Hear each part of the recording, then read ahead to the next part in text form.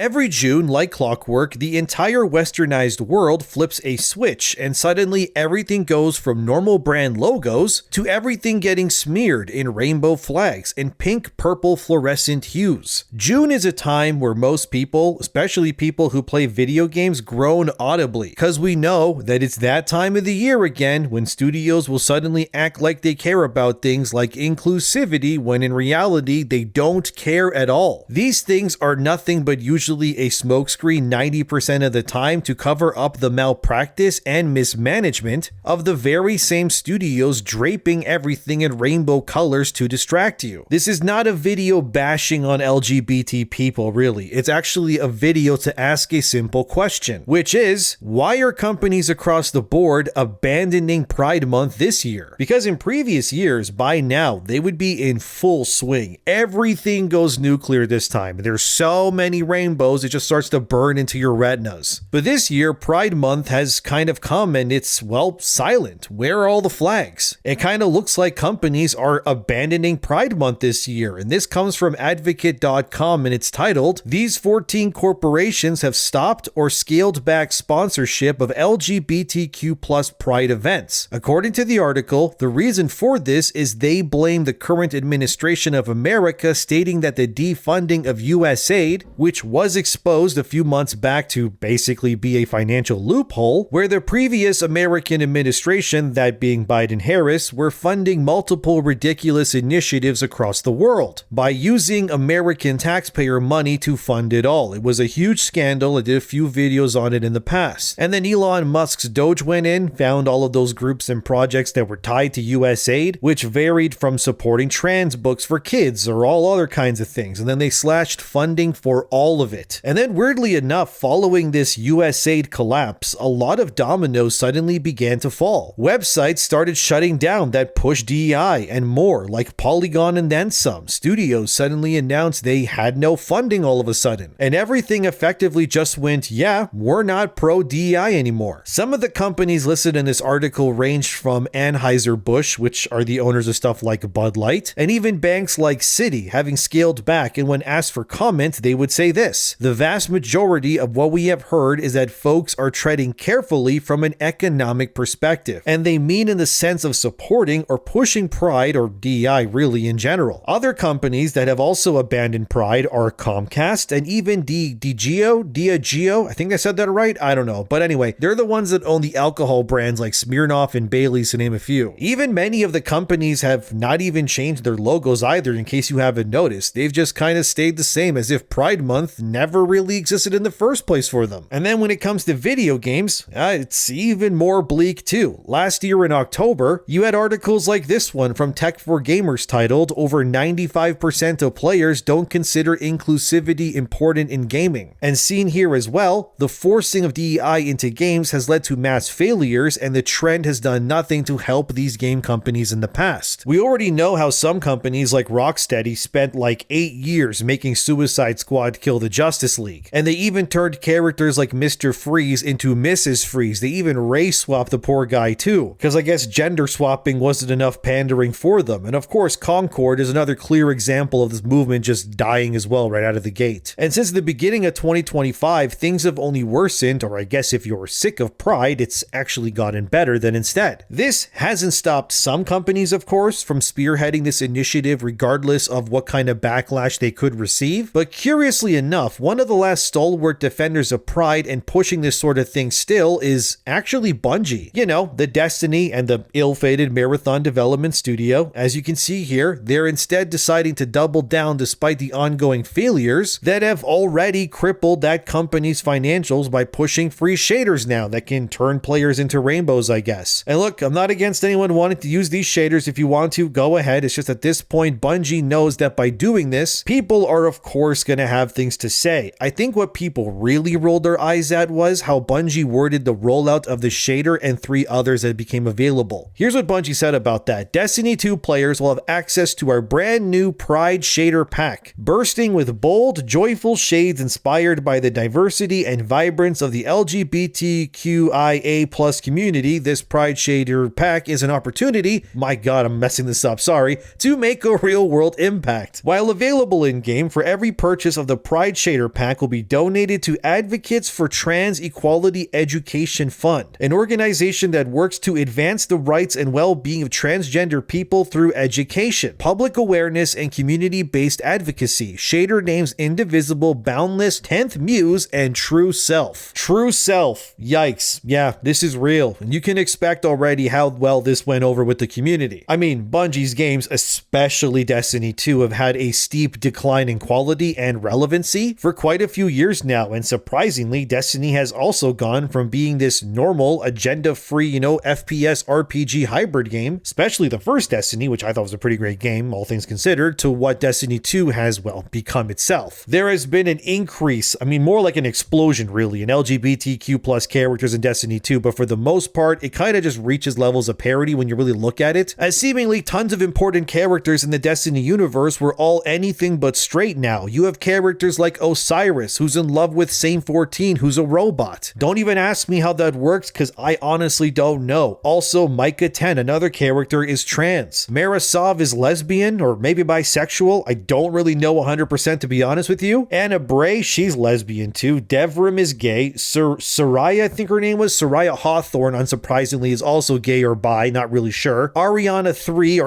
3 is gay, but Ariana 3 is also a robot. So how can a robot be gay? No idea, dude, but I'm just telling you how it is in Destiny. Even characters like Aramis, which is like a big fallen alien with 4 arms and wants to destroy everything with the power of darkness, is a lesbian. Why do we need to know this? We don't, but that's kind of how Destiny and Bungie as a whole work pretty much these days. I'm not done, by the way, either. Maya Sundaresh and her wife Chioma Essie are gay because, of course, they are. Even Aldrin Sulv, or I guess Crow as he's known now, is bisexual or pansexual even. Oh yeah, and then there's the villain Oryx, the Taken King, who was originally a woman, but then through her, I don't know, DNA, they changed into a man, but they're like weird aliens that made a pact with worm gods on some other planet. Anyways, the point is that, as you can see, Destiny has a lot of characters who are anything but straight pretty much. There's more too, by the way. Lord Shaxx might be gay, apparently. That's the Crucible guy. Also, Amrita Vey, I probably said that name wrong. Of course, there's also the Stranger, or Elsie Bray. That's the robotic sister of Anna Bray. Yeah, both sisters are gay because, of course, they are. Who are we kidding? I could keep going, man, but you get the point. But it's so obvious that what Bungie has done with their Destiny universe is just turn it into this propaganda haven, for lack of a better term. I understand maybe 1 or 2 gay people in your game, but when the overwhelming majority of your entire cast, outside of maybe Zavala, are all anything but straight, it's not just weird at that point, it becomes weirdly pandering and honestly, headache-inducing. Here's another look at how Bungie is celebrating Pride this month with this Hunter cloak and armor set showing how flagrant and flamboyant these skins look. And all of this now doesn't help when you look at Bungie's past either. As seen here from tweaktown.com, Bungie missed their sales revenue targets by almost 50% about a year ago now, which also led to about 8% of their staff getting laid off, which is about 100 developers. As if that wasn't bad enough for them, Bungie has allegedly been threatened as far back as 2023 that if they don't turn this sinking ship around of a studio, Sony, which owns them, will force their way in and cause Bungie to completely lose its independence, and then be forced to make whatever Sony's higher-ups decide. And let's not even get into the whole Marathon thing and how, their devs just want that whole studio to die and have all the leadership gutted because they're all, according to the developers anyway,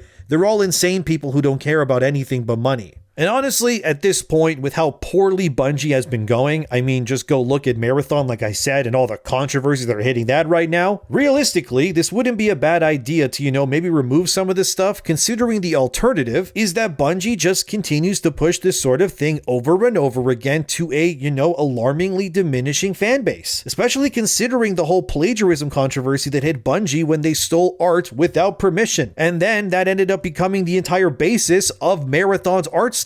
That has now led to, as seen here from Insider Gaming, Bungie being forced to cancel their promotional campaigns for Marathon because the game is now completely cooked. And again, one look at Marathon's core character designs as you're seeing on screen, and it just harbors all the problems that have been plaguing and rightfully being rejected by players worldwide that used to love and play Bungie's games. Every Marathon character, they just look weird and androgynous and genderless. Okay, after all, sure, the Marathon non-playable characters which are called runners, by the way. They are described by Bungie as biosynthetic bodies that are controlled by a human consciousness. So while artificially created, they're not technically robots, so I guess they're kind of like the Avatar bodies in the Avatar movie. I don't really know, to be honest with you. But the point is that companies like Bungie are kind of a part of a dying breed right now, and it's really no wonder why companies are just abandoning Pride Month en masse like this in response. Because let's just say it how it is. These pushes to pander don't work. They didn't even work during the height of their so-called relevance or power, because most of that relevance was fabricated by companies and largely supported by stuff like USAID anyways. Yeah, that same program that got axed too. It's really no wonder or surprise why the moment that USAID dies, suddenly all of these initiatives die immediately following it. So it's pretty obvious that the direct correlation between USAID being gutted and Pride Month suddenly not existing is not just a public conscious move anymore. It's very obvious, guys, come on, that USAID was directly responsible for the push and implementation of many of the things that Pride Month was pushing. Because without the money to fund from that, obviously, as we can see, nobody would be supporting this because it has gone ridiculous and borderline parody at this point. It's not to say, oh, gay people shouldn't have anything. No, that's not what I'm saying, but a whole month of corporate pandering, constantly being shoved down people's throats against their will, it was always going to be a bit much. I don't need a whole month to celebrate anything in this world. Hell, even when it comes to my own birthday, I try to go out of my way not to celebrate it. Why would I want to celebrate the day that my problems began? But what's interesting to me is how many games are still being encouraged and allowed to change or add things like more genders, and it's totally fine. But want to remove those things, well, everyone just kind of loses their minds. This comes from Wired.com and it's titled, Electronic Arts tried to stop an anti-DEI mod for The Sims 4, but more keeps surfacing. The download automatically changed black NPCs to white, trans NPCs to cisgendered, and gay NPCs to straight, and it's just the beginning. The mod in question is called DEI Remover 1.0, and like it was said, it erases everything diversity-wise pretty much from The Sims. Wired has tried to strong-arm mod websites that host this mod to remove it by bringing it to Electronic Arts' attention, which makes the Sim games obviously, and the mod, as seen here, completely erases any trace of diversity from the game. It even turns gay couples into siblings, and also transforms any character that is even remotely perceived as overweight to be then slim and fit, which also made Wired and more very angry. And lots of Sim players have tried to get the mod removed, and others really love it, and it hasn't happened yet, and it's obvious that a mod like this, I'm just gonna say it how it is, it would not be allowed to exist prior to the complete dissolution of DEI and USAID in the past 6 or 7 months. That being said, I think what Wired has done here is just going to help this mod more than anything else. Because if you simply reported it to EA but didn't decide to write a whole article, which by the way, when I looked this up, turns out many other websites too had basically copy and pasted Wired's original story to their sites too, which now means that this mod that Wired wanted gone has just been put in front of the eyes of many more people than they probably wanted it to, leading of course to the Streisand effect working as it usually does. Now more people know, which is why I always say, if you don't want to signal boost a troll, maybe don't fall for their troll over and over again. As for what I think of this mod myself, I truly don't care that it exists either way. It's about as offensive as any other mod that does similar things in other games. I just don't care what mods do. They just let them be. It doesn't matter. I mean, when mods like this one, for example, for Witcher 3 still exist on Nexus mods that allows players to turn Geralt black from white, yet that's not seen as problematic by these same people, even though you're literally erasing Geralt's ethnicity from his identity by doing this. But then this Sims mod is bad when it does the exact same thing. I mean, you can't really make me feel like all of these websites are really just trying to do is just sway people to their sides into this sort of like rule for thee but not for us. It's just dumb is what it is. The simple truth is that if this Sims mod can't exist because it's problematic, then so too should the Black Geralt mod be taken down. But if only one gets taken down while the other doesn't, it just proves the blatant hypocrisy and lack of equal playing field on display. I think both mods are stupid, by the way. I wouldn't use either of them I'm not protecting either. I'm not advocating for people to use that Sims 4 mod. But the truth is that Wired shouldn't have signal boosted it like this. And now because of that, even I know about it. So now all the people watching this will too. You see what I mean? The best thing it could have done is not what you did, but these people can't help themselves. And when these websites try to push censorship like this, it will do nothing but make people dislike you even more and make the opposite of anything you want out of spite alone. It's not a good look and proves yet again why Pride Month is pretty much over before it even started this year. Because simply put, people are just tired of it. No, it doesn't make them phobic. You can be tired of things without being a bigot or any other buzzword. Like, I'm tired of crowds. I hate being somewhere where there's just dozens of people everywhere around me. I don't care what color the people are around me either. I'm just sick of people in large amounts being around me is all. Does that make me phobic? I have no idea, but I also hate the concept of like a club, because why would I want to go somewhere to listen to loud pop music and buy overpriced drinks? Doesn't mean that I'm phobic towards pop music or something like that. I'm just tired of things like that. That's all it is. That's how Pride Month is for me too. Before it was just, hey, we exist. Okay, cool, I guess. Now it's, hey, we exist. Also, if you don't agree 100% with all of this, we're going to throw you in the gulag pretty much. There's a stark difference between where tolerance ends and people just kind of don't want to support you because you're being legitimately crazy. And this double-sided nonsense is still happening. We know that in Helldivers 2, you can't add a Trump cape to the game or like a MAGA helmet. And I say good to that, not because I'm anti-Trump, oh no, but because I don't think Helldivers should pander to any one ideology. It's sort of how I think adding a Palestine or Israel flag or cape to Helldivers 2 is probably a pretty good recipe for destruction due to how many people think about that sort of thing. Imagine two Helldivers on the same team playing the game, and one has an Israel flag on his like cape or whatever, and the other one has a Palestine one. We know it's going to be such a toxic situation if that were to happen, right? The same way as someone had a modded Trump face on their cape, and then someone on their team has like a trans flag. It's just unnecessary, and will just divide people in a game who otherwise would be playing together unknowingly. But in terms of Helldivers 2, Nexus Mods again is allowing a mod to stay up that transforms all of the Super Earth flags into trans flags in game. Of course, this won't be removed for obvious reasons, even though Nexus Mods has removed Helldiver 2 mods in the past that went against this ideology. Even in 2024, you had articles like this one titled, Helldivers 2 Queerphobia and Why We Need Pride Flags. Again, no you don't. Helldivers 2 needs no capes of any kind besides Super Earth, because in Helldivers world, the Earth is united under one single flag. There is no, we are this, you are this, it's just we are Earth, and these guys are the bugs and the robots and the aliens that are trying to destroy us. As much as you try to force it, Helldivers 2 is not the real world, and we don't need to bring these things in there. Like I said, I want zero Trump or pro-American flags and capes and Helldivers, just the same with trans flags and rainbow flags and more. Just none of it should be there at all, okay? Nothing. It's just Super Earth or nothing. That's it. The only reason why people would want these things is to simply piss each other off deliberately, and then cause fights, and then hopefully use these incidents as ammos to get rid of the other group in game and say, oh, they're harassing me, get rid of them. I guarantee you, because Helldivers 2 has implemented official flags of either ideology, that people who play this game normally that would hate one another 100% of the time have probably played many games together in game without even realizing it. And that's cool if you ask me. But by doing this, you would just take that away. And honestly, is that worth it? I don't think it's worth it. Here's another picture where someone on Reddit sporting the modded trans flag in Helldivers 2 said, this is what true freedom looks like. Oh boy, here we go again. See what I mean? It's just a political statement. That's all it is. It's not meant to be there for any other reason than to push the boundaries and hopefully allow more of that thing to happen in the future. And again, this is why Pride Month is being abandoned, because people are sick of all this. It's just pure fatigue at this point. And the fact that these companies abandoned this so totally this year kind of just proves that they never really cared in the first place anyways, because if they really did, they would all be sporting rainbows and pushing these things despite the financial losses they would face. Yet where is it? Why aren't car companies changing their logos this month? Where's the obligated flag stuff from every game under the sun? It's cause they showed, ironically, their true selves, as Bungie would put it. And now you know for sure these companies genuinely, honestly, they don't care about your struggles or plights no matter who you are. If it starts eating into the pie of their money, it just gets thrown out. It's hell of a way for the entire industry and then some to pretty much just confirm that actually, yeah, this was all an act in the end, even though we said it totally wasn't for years, even though it was. Even Halo is still pushing Pride still. Another studio that is, of course, haven't made a game that has resonated with people in forever, so they have to resort to pandering like this, I guess. And let's not forget the other dumpster fire, which is The Last of Us Season 2. I didn't even make a video about the finale of that show because it was so boring. What was there to talk about for me? Not much, but hey, that show was full of LGBTQ plus representation, and look what happened as seen here. The Last of Us Season 2 finale audience significantly lower than first seasons, but HBO insists it will grow significantly. Wow, okay,